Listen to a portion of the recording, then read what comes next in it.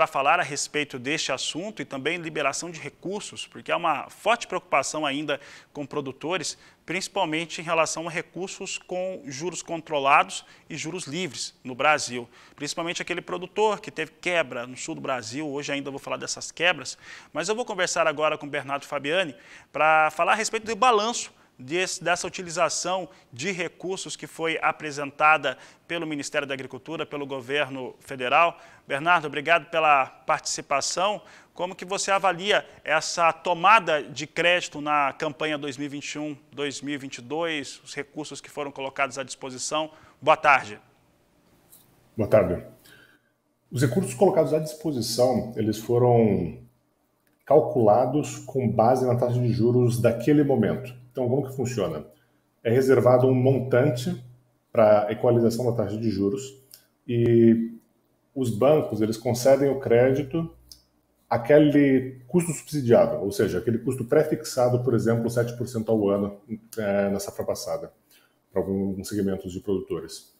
E o que acontece é, como o banco ele não capta 7%, ele vai captar isso a um valor mais alto do que isso, essa diferença entre o valor mais alto que o banco capta e o montante que ele coloca no campo é compensado justamente pela equalização do tesouro. Então, a contratação do crédito, ela foi conforme deveria ser, colocamos dessa forma. Por quê? Porque o mecanismo ele funcionou bem. O que não funcionou tão bem foi a estimativa da taxa de juros futura.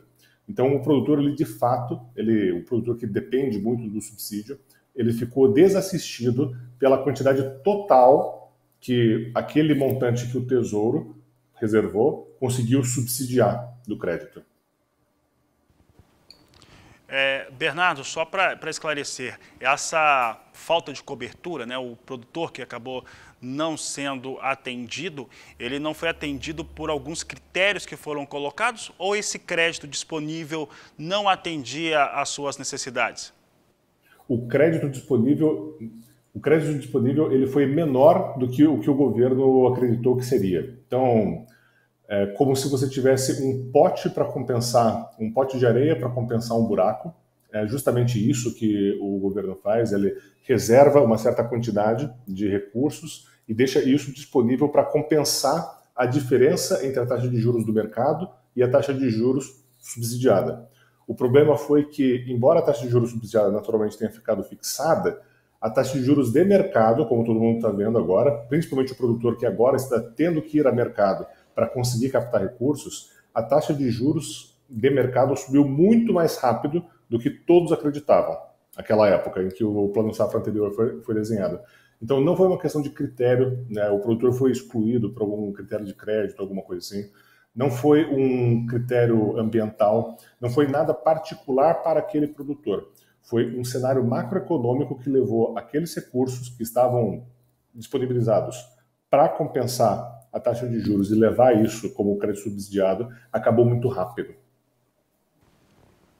Bernardo, falando a respeito, você falou da subida da taxa de juros muito rápida, a escalada da taxa, ela teve uma redução muito rápida, eu lembro disso, e depois ela volta com um fôlego muito forte, tentando fazer um controle aí de processo inflacionário dentro do país. O quanto que isso prejudicou a tomada de crédito do produtor rural e pode-se dizer até como brasileiro como um todo?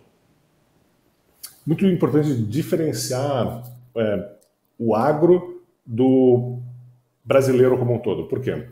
Quando a gente fala de agro, o agro ele é um exportador de inflação. Então, a demanda pelo produto do produtor, ela é praticamente inelástica, ela não varia de acordo com o preço. Então, uma forma mais simples de dizer isso é, as pessoas vão continuar comendo. Então, as pessoas elas vão continuar comprando comida, vão continuar comprando os produtos oriundos do trabalho do produtor rural. Então, a inflação ela tem um efeito menos severo sobre o produtor rural. Quando a gente olha para a população em geral, principalmente os segmentos mais economicamente desfavorecidos, a gente tem um impacto tremendo no consumo. Então, essas pessoas elas vão cortar assim, tudo aquilo que não é essencial. à medida que a inflação sobe, porque o poder de compra delas diminui. Se isso prejudicou a tomada de crédito pelo produtor rural, também diria que não prejudicou de fato, encareceu o crédito, mas isso vai ser repassado a posteriori, embora vai acontecer uma pequena compressão de margem do produtor por conta disso. Mas o interessante é que o produtor ele vai tomar crédito de uma forma ou de outra. Então, a gente está vendo muitas vendas de insumos que geralmente já teriam sido feitas a essa altura do campeonato para a safra verão de 22-23, sendo postergadas pelo produtor. Por quê? O produtor ele está tentando conseguir condições comerciais melhores. Isso está muito desafiador. Então, tem muito produtor que acabou já deveria ter comprado o fertilizante e optou por não fazê-lo por conta da relação de troca ruim com a soja, por exemplo. E o que isso está gerando? Uma postergação do pedido dos insumos de safra. Isso vai ter como consequência final que todo mundo vai fazer o pedido mais ou menos ao mesmo tempo, agora junho, julho, assim, agosto extremamente arriscado. Provavelmente quem deixar para pedir em agosto não vai conseguir receber o fertilizante. Bernardo, eu estava aqui resgatando uma pergunta do senhor Fernando Kummer, do Rio Grande do Sul, produtor de trigo, e ele fala o seguinte, tá? Ele explica aqui todo o cenário dele, vou resumir um pouco. Ele fala sobre a tomada de crédito para fazer a semeadura do trigo, e os produtores rurais ali no Rio Grande do Sul já vinham de um cenário ruim de quebra da safra de soja e estavam, né, com um cenário menor, né, com menor dinheiro em caixa, e tiveram que pegar recursos a taxas livres, taxas mais altas. Há a possibilidade de repactuar, se tivermos, que está para acontecer em Brasília também, uma liberação de recursos às taxas que eram controladas pelo Plano Safra, há a possibilidade de se ter uma repactuação substituindo um crédito por outro, que seria mais acessível a esse produtor que já fez a tomada? Essa é uma excelente pergunta. Se realmente sair esse pacote, é uma excelente oportunidade para você conseguir trocar dívidas, digamos assim.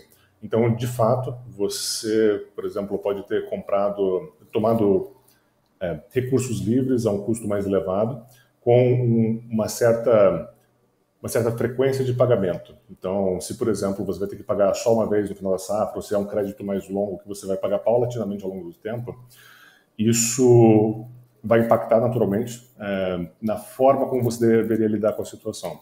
Então, se, por exemplo, sair vamos chamar de extensão do Plano Safra, seria uma questão de sentar com o banco, entender com ele qual que é a perspectiva de pré-pagamento. Então, se, por exemplo, você pode pré-pagar esse empréstimo que você tomou recursos livres, e se no papel tiver escrito que você pode pré-pagar, ou, alternativamente, houver uma flexibilização por parte do banco, sim, seria uma estratégia excelente para o seu negócio fazer exatamente isso, tomar o crédito subsidiado e quitar antecipadamente a dívida com aquele banco.